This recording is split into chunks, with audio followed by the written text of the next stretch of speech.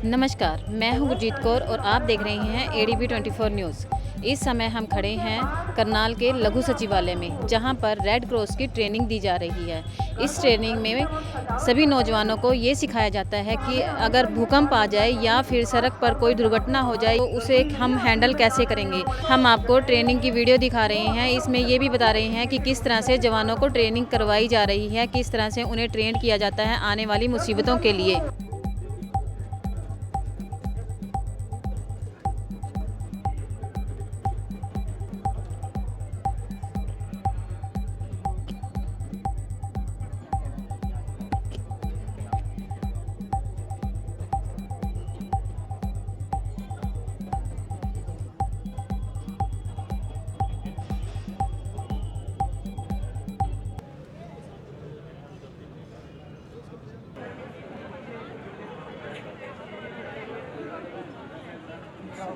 इसके कोऑर्डिनेशन के साथ साथ इसका मूल उद्देश्य है, जो जनता यहाँ पर देख रही है उसको ये समझना चाहिए कि अर्थक्वेक आने पे क्या किया जाना चाहिए।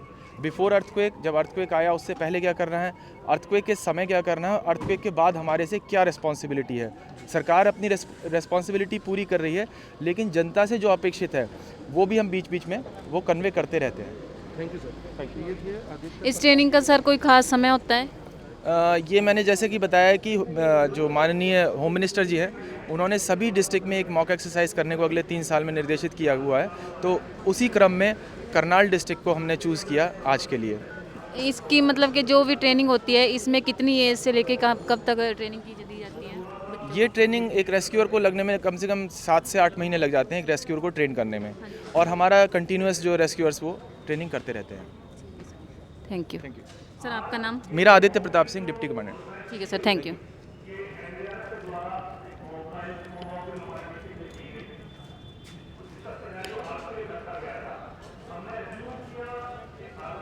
सर आपका नाम? कुलबीर मलिक। सर इस ट्रेनिंग के बारे में कुछ पूछना चाहते हैं, कैसे बच्चों को ये किया जाता है जो ट्रेन किया जाता है? ये बच्चे, हम फर्स्ट एड की ट्रेनिंग इन बच्चों को इम्पार्ट करते हैं और इनको ट्रेन करते हैं फर्स्ट एड के लिए। किसी भी डिज़ास्टर के लिए या किसी भी मैन मेड या नेचुरल डिज़ास्टर में बच्चों की ज़रूरत पड़ती है, तो वहाँ ये बच्चे हमारा फर्स्ट एड प्रोवाइड करवाते हैं।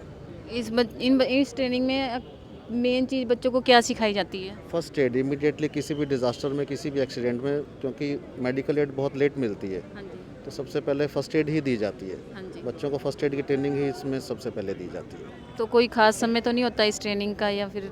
नहीं, ये रेगुलर हमारे रेड क्रॉस में रेगुलर चलती है फर्स्ट एड की ट्रेनिंग। कोई भी बच्चा इसमें स्कूल का बच्चा हो या कॉलेज का बच्चा हो, फर्स्ट एड की ट्रेनिंग ले सकता है। ठीक है सर, थैंक यू। हम आज यहाँ करनाल के लघु सचिवालय में आए हैं। यहाँ पर कुछ बच्चों को रेड क्रॉस की ट्रेनिंग दी जा रही है। आइए हम बात करते हैं कि वह ट्रेनिंग किस बारे में है, किस लिए है। कुछ बच्चों से बात करने के पता करते हैं। आपका नाम? मुस्कान। ये ट्रेनिंग किस लिए दी जा रही है, कैसे दी जा रही है? ये ट्रेनिंग फर्स्ट एड के लिए दी जा रही है, ताकि कोई भी दुर्घटना हो हम उसे तुरंत फर्स्ट एड देकर उसे हॉस्पिटल में ट्रांसफर कर सकें। ठीक है, तो ये ट्रेनिंग कितने दिनों के लिए है? मैम, ये तो हमें ट्रेनिंग स्कूल में दी गई है। अगर कभी भी जरूरत पड़ती है तो हम दे सकते हैं। आपका नाम? आरती। आरती। जो ये बच्चे हैं ये सारे सिटी के बच्चे हैं या विलेज वगैरह से भी आते हैं? सारे करनाल के एक ही जगह से हैं सभी बच्चे। तो आपको ट्रेनिंग कितने टाइम के अंतराल पे दी जाती है? मैम, स्कूल टाइम में जब वो अपने आप दे देते हैं, 1 घंटा 2 घंटा। आपको ट्रेनिंग कौन देते हैं? मोहिनी मैम। हाँ जी, फ्री टाइम में देते हैं मैम। फ्री टाइम में देते हैं। जैसे लेक्चर फ्री है या इसके कैंप भी लगाए जाते हैं टाइम पर, जैसे मंथ में लगा दिए 2 मंथ में, और मोहिनी मैम देते हैं हमें इसकी ट्रेनिंग। मोहिनी मैम? हाँ जी, हमारी पीटीआई टीचर है। ठीक। और कुछ बताना चाहेंगे इस ट्रेनिंग के बारे में? बस मैम, जैसे कि कोई भी एक्सीडेंट हो जाती है, इमरजेंसी कहीं भी हो जाता है, कई बार वहाँ पे कई लोगों को कुछ पता ही नहीं होता है, उनकी गलतफहमी की वजह, गलत चीज़ की वजह से उसकी जान चली जाती है। तो इसलिए हमें ये स्कूल छोटे से ही सिखाया जाता है और इसकी कोई लिमिट नहीं है, जब मर्जी तक सीखते रहते हैं फर्स्ट एड। तो कहीं भी एकदम से एक्सीडेंट हो जाए तो उसकी हम मदद कर सकते हैं, अगर हमें आता है वो चीज़ तो। और जैसे कि हम कुछ नहीं कर पाते तो उसको जल्दी से जल्दी एम्बुलेंस बुलाकर उसको हम हॉस्पिटल भेज सकते हैं। ठीक है। डॉक्टर के आने से पहले हम जो भी हमारे सहायता पास सामान उपलब्ध है उसी से हमें उसकी सहायता करनी पड़ती है। ठीक। आप कुछ बताना चाहेंगे इस ट्रेनिंग के बारे में? हाँ जी मैम, जैसे ये हमें आज का जो कैंप लगाया गया है, ये हमें एक मॉक ड्रिल दिखाई जा रही है।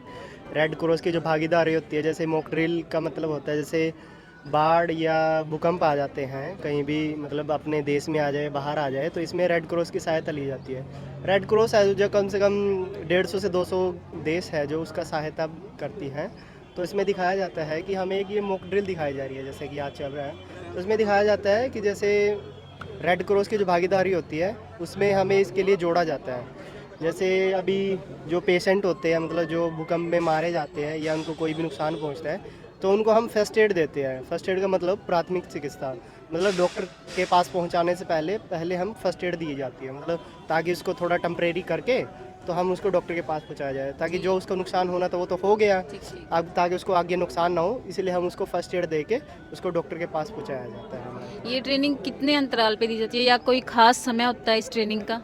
नहीं, खास समय तो कुछ भी नहीं होता है, मतलब हर अपने देश जो भारत देश है उसके हर जिले, हर राज्य में एक फर्स्ट एड होती है, जो मतलब भारतीय रेड क्रॉस सोसाइटी होती है, उसके एक सेंटर होता है, मतलब एक मेन हेड सेंटर होता है। उसके बाद जो छोटी ब्रांचेज होती है डिस्ट्रिक्ट लेवल पे, वहाँ पे एक ऑफिस होता है, वहाँ पे जाके कोई भी देश का नागरिक अपना फर्स्ट एड ट्रेनिंग ले सकता है।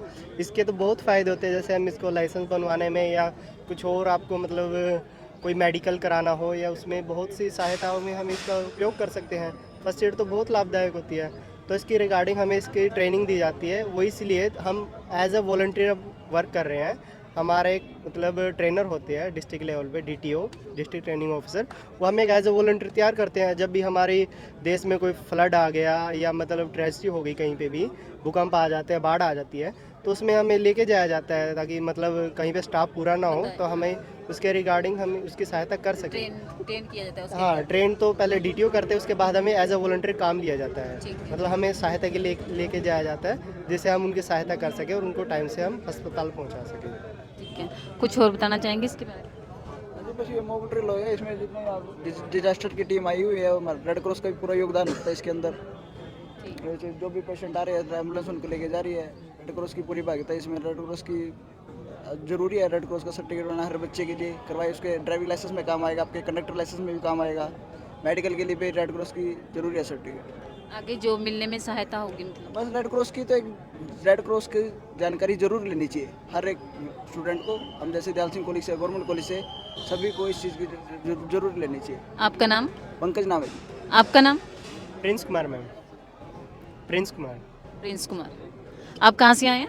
करनाल से ही है। आप भी सिटी से ही हैं? सारे यहाँ पे सिटी से ही हैं? हाँ जी। तो आप बताएंगे कुछ ट्रेनिंग के बारे में?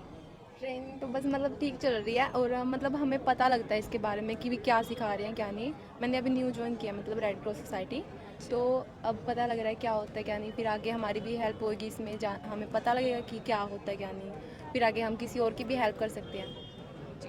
Thank you. जो आपके इंचार्ज हैं, क्या हम उनसे बात कर सकते हैं, जो आपको ट्रेनिंग दे रहे हैं? मैम, ट्रेनिंग ऑफिसर भी बताया, वो लीव कर चुके हैं, मतलब वो रिटायर हो गया। जो DTO थे करनाल के, जो DTO थे MC धीमान सर, वो अब लीव कर चुके हैं, मतलब वो रिटायर हो गए हैं। अभी एज अ टाइम तो मतलब जैसे अभी वो जुलाई में लीव हुए हैं, तो अभी मतलब एज अ कोरोना के रिगार्डिंग लगा लो, कुछ भी लगा लो, इस प्रॉब्लम के कारण, तो मतलब कोई नया DTO नहीं आया कोई, तो अभी मतलब ये ऐसे ही है। मतलब हम एज अ वॉलंटियर जैसे हम उनके साथ इस टाइम पे आपको कौन ट्रेन कर रहे हैं? मैम कोई नहीं, ये हम जो ट्रेनिंग पे आए हैं, हमने पहले ही अब अडॉप्ट की हुई है, मतलब हमें ट्रेनिंग पहले से ही है, पहले से हम न्यू नहीं है, मतलब एक दो बच्चा न्यू होगा, मतलब हमें पहले से पता है इसके बारे में। हम पहले भी काफ़ी बार आ चुके हैं मॉक ड्रिल पे, है ना। ये हम मतलब वो करते हैं, एक्सप्लेन करते हैं, हम इसके लिए आए हुए हैं। तो अभी आपके जो हैं, जो टीचर हैं, हमारे साथ सेक्रेटरी साहब हैं, कुलबीर सिंह मलिक सर, सेक्रेटरी हैं। हम उनसे बात कर सकते जी मैम, जी। हैं? प्लीज़ बुला दीजिए। आज की ये एक्सरसाइज जो की गई थी, natural coping with natural disasters, क्योंकि पिछले कुछ समय में ये ऑब्जर्व किया गया है, ठीक है, नेचुरल डिजास्टर, प्राकृतिक आपदा वो चीज़ है जिसे हम, ये मैं नहीं कहूँगी कि रोक सकते हैं, प्रकृति सर्वशक्तिमान है, वो कब कौन सा रंग रूप लेती है हम नहीं जानते। लेकिन हाँ, जब भी कभी ऐसी कोई घटना विश्व के किसी भी कोने में होती है, तो ये देखा, ना तो उस डिजास्टर को रोक सकते हैं, ना आप उसकी इंटेंसिटी को कंट्रोल कर सकते हैं, लेकिन एक बहुत बड़ा फर्क जो पड़ेगा वो हाउ यू हैंडल इट। एक चीज है जो हमारे आपके सबके नियंत्रण में है कि जब भी कभी ऐसा होता है तो हम उस वक्त कैसे एक्ट करते हैं। क्या हमें उससे पहले रखना चाहिए, क्या हमें प्रिकॉशंस उसके बाद रखनी चाहिए, और हम क्या कर सकते हैं उस समय में कि कम से कम जो डैमेज है उसको कैसे हम मिनिमाइज करें अगर बिल्कुल खत्म नहीं हो। तो नेचुरल डिजास्टर्स कई तरीके के हैं। उसी कड़ी में आज के लिए जो एक्सरसाइज ये रखी गई थी, जो मॉक ड्रिल रखी गई थी, वो भूकंप के लिए रखी गई थी, फॉर अर्थक्वेक्स। अब देखिए, डिजास्टर को कोप करने में स्टेप 1, पहली बात तो यही समझना होगा हमें कि हम जहां भी इस वक्त हैं, इस समय हैं, वहां पर कौन सी प्राकृतिक आपदा है जिसकी संभावना सर्वाधिक है।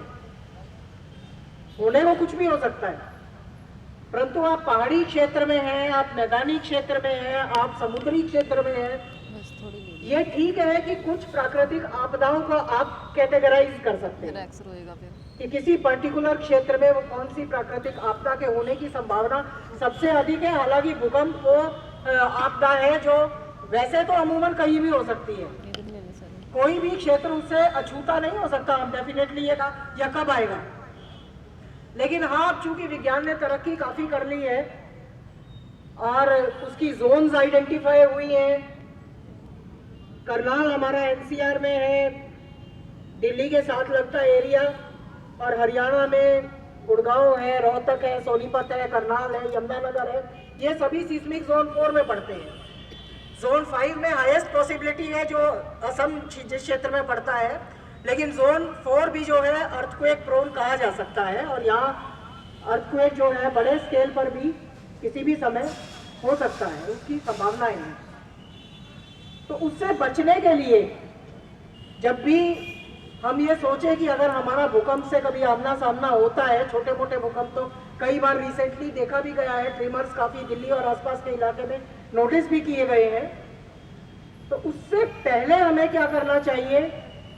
बहुत कुछ हम नहीं कर सकते हैं, सच यही है। हाँ, आजकल जो नई बिल्डिंग्स बन रही हैं और खास तौर पर जो हाई राइज बिल्डिंग्स बन रही हैं, ट्रेनिंग में सभी पुलिस कर्मचारी भी पहुंचे हुए हैं।